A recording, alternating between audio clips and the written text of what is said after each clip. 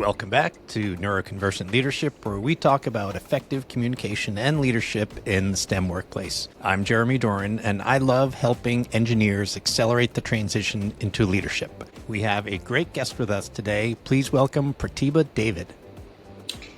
Thanks, Jeremy. Great to be here.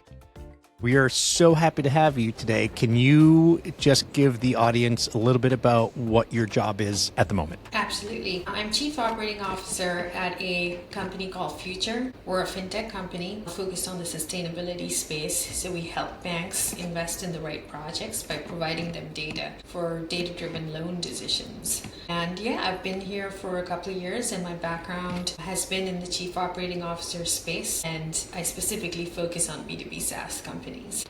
Great.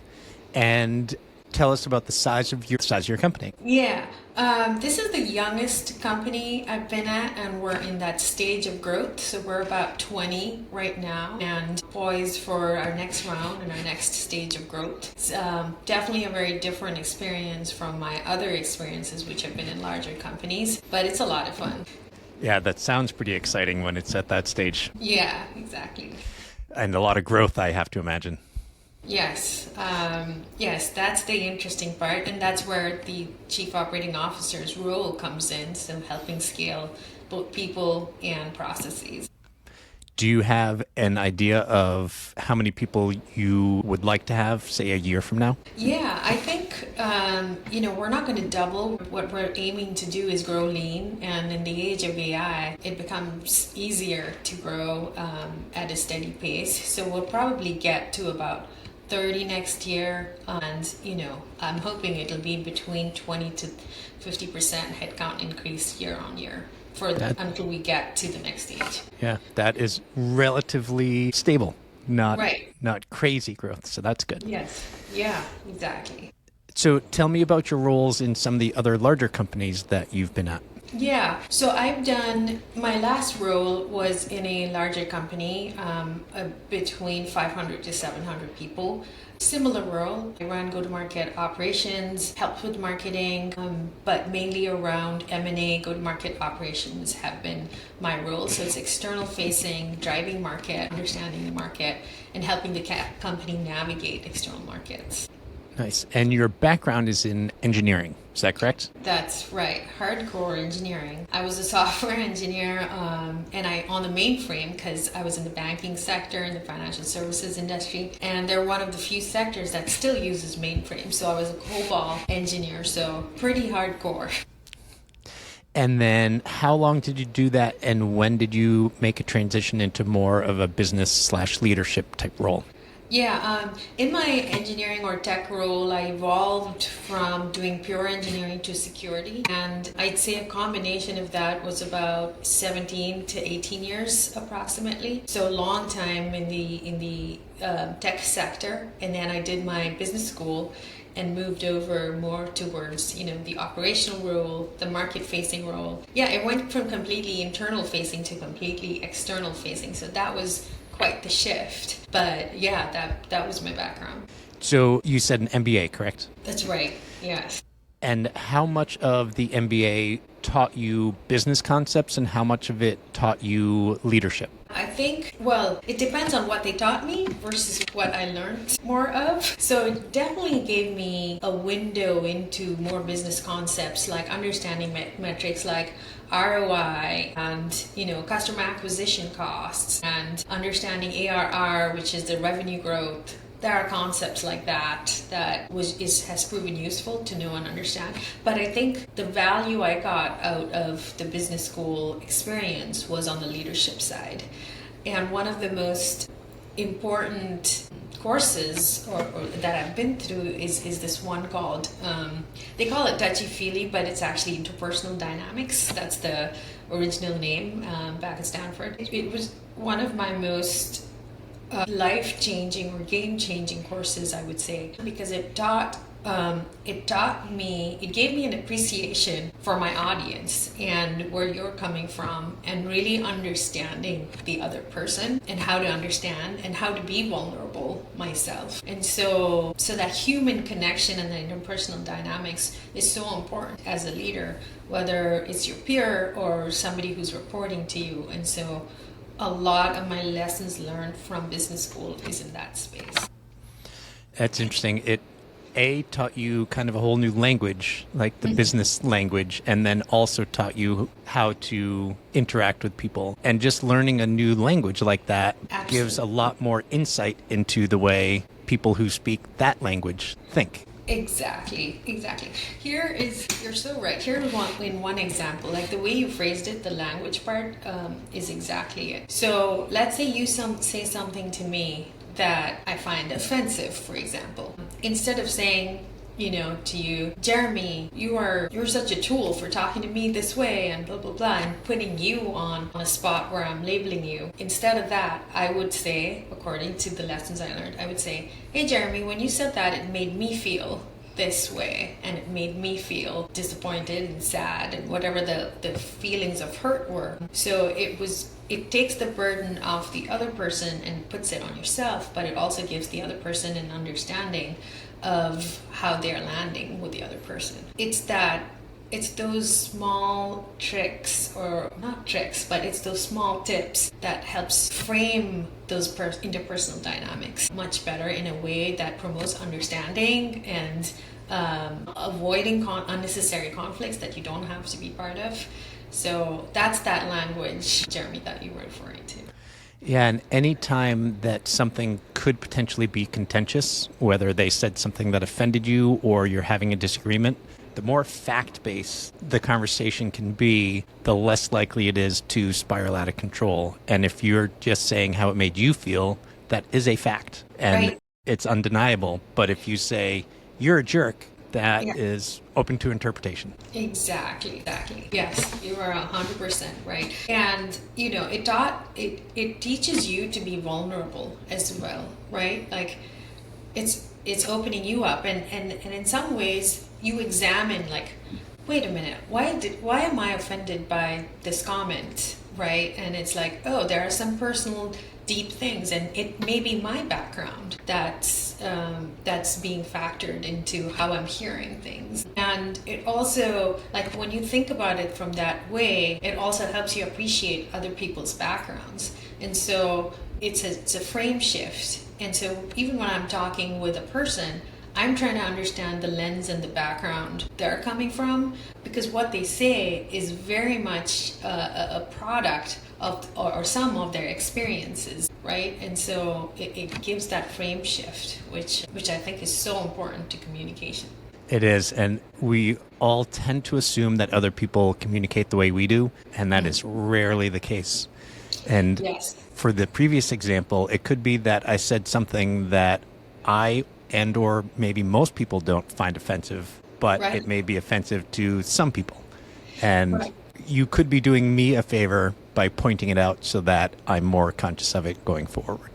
Exactly, yes. It tends to be both ways, and you're more receptive to other people's feedback. And so what I mean by that is, when I'm later in a conversation with people who haven't been through this type of training, and they tell me, oh, Pratibha, you're a jerk because you said, XYZ.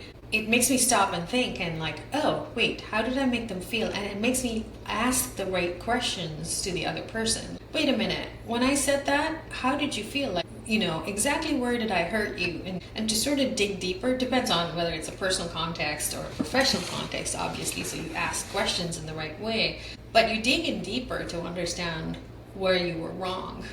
And so that helps a lot. And my job, a lot of it as a COO, it's a very cross-functional job. So which means I'm interacting with technologists, I'm interacting with people in sales, and CEO and leadership and capital raise, so external investors across all. And my job is to make people comfortable enough to tell me what they're doing and where they're going wrong and where they need help. And so they have to be vulnerable with me, which means, they have to see vulnerability in me first for them to be open and give them a safe space. So it's just so much of interpersonal dynamics that, it's important it's a success metric for me when people are able to be open with me about, things going on with their function. So yeah, it's important too. It's interesting because just last night at 2:00 in the morning when I could not sleep, I was thinking about vulnerability and how brave you have to be vulnerable. And it's so interesting because people tend to look at vulnerability as not necessarily a weakness, but a softness. But they look at bravery, doing something that you're scared of, as something to be upheld. And really, it's being vulnerable is being very brave because you're putting yourself out there. So yes. I think people need to think about it that way more. Like, you have to be very brave to be vulnerable. Right. Yes, 100%. I think the hardest thing for me, coming from my cultural background, which is, it's very private, so I'm from the south of India originally. It's very private, people are very modest back home, and that's the childhood I come from. And to evolve into, actually, you need to be more open and you need to open up so people see who you really are. That was a journey, and I think I'm still on that journey. I still get things like, oh, you're not, at home, you don't tell me everything. So it's still a journey that you're going through. But I think it comes with being more secure with who you are, and you first accepting who you are before you can be vulnerable and proud of the background you came from, proud of your failures and your journey, right? So it's that journey of going from being an insecure teenager to being a more secure person as I grew older, that helped with the other side, which is being more open and vulnerable. I love that. And the journey's never over. Yes. If the journey stops, then you're either dead or you've just done. You're done right. growing. Yes, exactly. Yeah. So you made the transition to back to school for business. Yes. And then as you have been in leadership roles and or communicating with, all sorts of different types of people, what were some challenges that you still faced and have overcome since then? Yeah.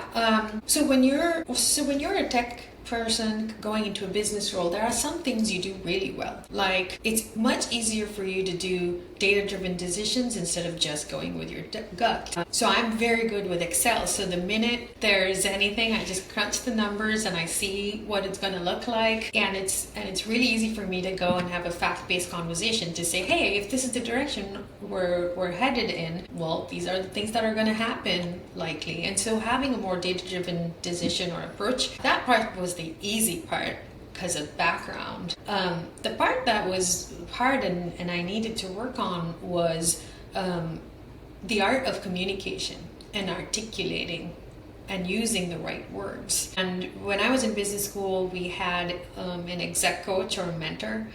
And the thing I said was, I don't want anything. I just want to be able to string a set of words in a way that comes across as beautiful. It clearly communicates what I'm thinking, and it lands in the right way to the other person. Like, it's that art of articulation. I think that's the thing that I wanted to know, and I was like, is it a science? So teach me the science of articulation and communication. That was one. While I think a lot of it is science, I think a lot of it is art too, but I'll get to that.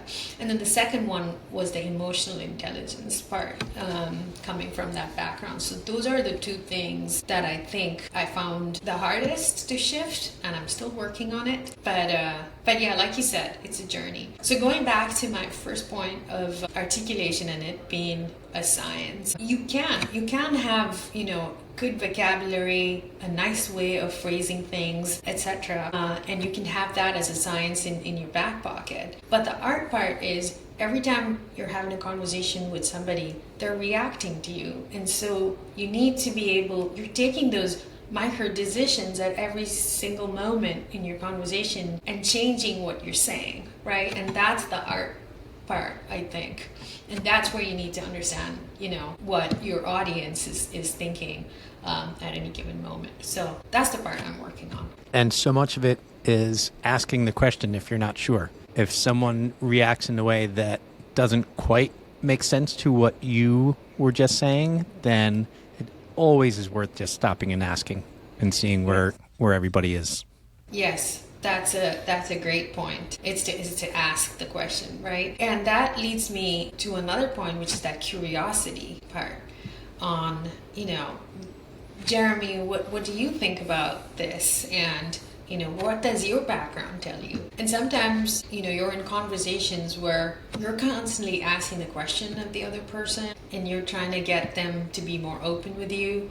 Well, this is an interview, you're asking me questions, but in a regular conversation, I should be asking a number of questions of you. And so it's that two-way part, and I think a lot of people miss that. And so when the other person's asking you questions, you think, oh, you just have a lot of interesting things to talk about your life, but without thinking, hey, actually, wait a minute, I need to understand where that person is coming from and their background as well. And so it's a two-way thing rather than one way. And I see a lot of people making that mistake of only talking about themselves instead of really asking questions of the other person's background and who they are and understanding them, because you're missing a vital piece of that communication tool. And sometimes the questions they ask are very potentially revealing of what they're thinking and where they're coming from. Exactly. And if they ask a question like, oh, you can ask back, why is that so important to you to know? And then Yes, exactly. That's a great question, Jeremy. It's just, why is that important to you? That's a great question. I might use that. Go for it. It's free. And the people on your team, I imagine at 20, there are at least a couple other managers in there. Yes, yeah. And how is that transition going for them? What are challenges they may be facing currently? Yeah, there's a common challenge is always so mine is a tech and product company, and in this type of company, it's always there's a tech component and then there's a commercial component. There's always a push and pull on, hey, this is the product I want to create and sell, versus the commercial team going, that's not what the market is really saying, this is what we want to sell. And so that difference between what your tech team wants to create and what your commercial team wants to sell, that's the disconnect, right? And so that's the problem I think most product companies try to solve for, is that push and pull. And where is that point where you say, oh, stop, we're just going to stop making everything at the whim of the customer, and we're going to take our own judgment call on what our customers need. And so it's a journey. And until such time, there's that, communication issue between the commercial team and the tech team. Yeah, and especially if it's a hardware product, there are so many groups involved and they all have their own point of view. Like right. The engineers want to make the best thing that can possibly be made. And the salespeople are like, it's way too expensive, we don't need that. And then manufacturing's like, we can't build that thing. And services like, we can't fix that thing. So everybody wants a different thing, and being able to communicate across the teams is just so crucial. Yeah, exactly. And it goes back to that question that you asked, which should be asked, which is, okay, you want that? Why is that so important for you? Right? And if you understand why such a thing is important for the product team and the commercial team, you get to, I'm not saying there's a middle ground, maybe there is no middle ground, but you come to a point where you understand, actually, what the commercial team, we now need to establish a presence in the market because we need to get product market fit. So we go with the commercial team first and then flip to what the tech team is saying at a later stage. So you'll be able to make those educated decisions if you ask that question that you just said, why is that so important to you? Yeah, and sometimes it may not be a middle ground, but it may be a third choice that is better than the position that either the commercial people or the technical people had. If you really understand why they want a certain thing, then it may be that you can come up with a whole new solution that solves everyone's problem better. Exactly. That's exactly right. Yeah. But if you don't ask enough to really understand why, then you'll never get there. Right. Yes. And that's where the asking the question versus just speaking out what you think is important, right? Love it. So if you could give one piece of communication advice that everyone could benefit from, what would that be? Yeah.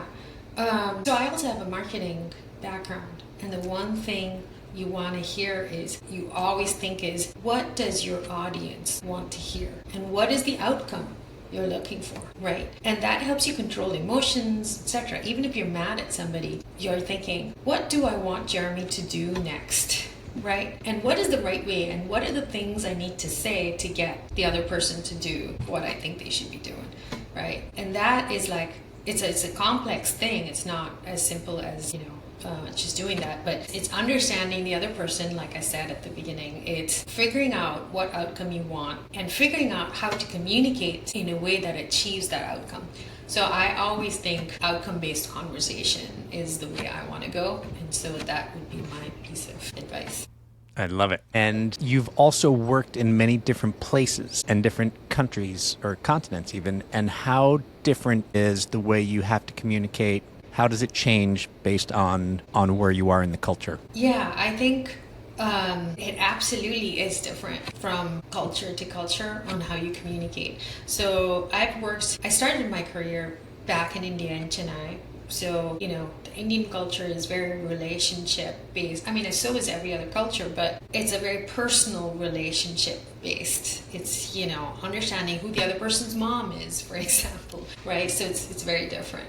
And then I worked in London for a few years. London is very hierarchical and very structured. And so you have to go through a structure and you have to have a framework with which you're going and communicating with the other person. And so that's how it is. New York, and so that's the next place I worked in. New York and San Francisco is the last one. But even within the same country and continent, so different in terms of work culture and how you go about things. In New York, it's fast-paced, right? And so if you need to go talk to, the CEO about something to get something done, you just go do it. And there's no, and people don't have time, so they're not going to use the sandwich approach. So they're just like, this is what I'm thinking, this is what you need to do. It's just very open and frank. In San Francisco, again, it's that sandwich approach, right? Like you have to be careful with what you communicate, how you communicate it, and so on. And so each culture was different. And I learned a lot about, what is a good middle ground to have when you're talking to an audience that's based in different cultures. What's a good middle ground that doesn't really take anybody off, where it's fact-based, this is what I'm trying to do, and communicate that. So that's my experience working in different cultures. But I think it's a lot of fun because I think humans are such interesting creatures, right? Like you put them in a different situation, they think completely different, they act completely different. And so trying to figure that out is almost sort of game. It is fun. I had the good fortune of living in Italy for a year, and I traveled all around Europe. And each time I went into a new country, I would have to kind of reset and figure out how to work with these people. Right. It's a beautiful culture, right? It's just like in Italy, the one thing I recognized is if you're going to go into a business meeting and sitting with somebody for a while, you first take the time to have your coffee, you relax, you don't get direct into the point that you're trying to make, right? And it's different from, again, having a coffee meeting in New York, for example. Yep. Yeah, I was on one business meeting in Milan, and it was about an hour of chit-chat. And then they said, we don't have a lot of time, but would you guys like to come out and meet us for dinner? So then we went out to dinner, which was like a 4-hour dinner. And it wasn't until the 4th hour that they started talking about business. I'm like, oh, this would never happen in the U.S. Right, exactly. It's fun and it's beautiful. It was great. So unfortunately, we need to start wrapping up. But how can people reach out to you or learn more about you? Yeah, I'm available on LinkedIn, Prathiba Davis, not an easy name, but there is on the screen. Otherwise, I'm also available via email. It's pdavid@futurex.com, so FIUTURX.com. Perfect. And I will put that in the show notes as well so that people can find you that way. Thank you, Jeremy. It's been a pleasure. It's been great to have you. Thanks so much. Thanks. Bye. Thanks for listening to another episode of Neuroconversant Leadership. We're over 100 episodes now. And as mentioned, I'm going to be making some changes. So I would love your feedback on what changes I should make, what things I should add, what things I should take away. Please do me a favor and reach out either on LinkedIn or on my email address, which is jdoran@neuroconversantleadership.com. I look forward to hearing your suggestions. Thanks a lot. Until next time, have a great week.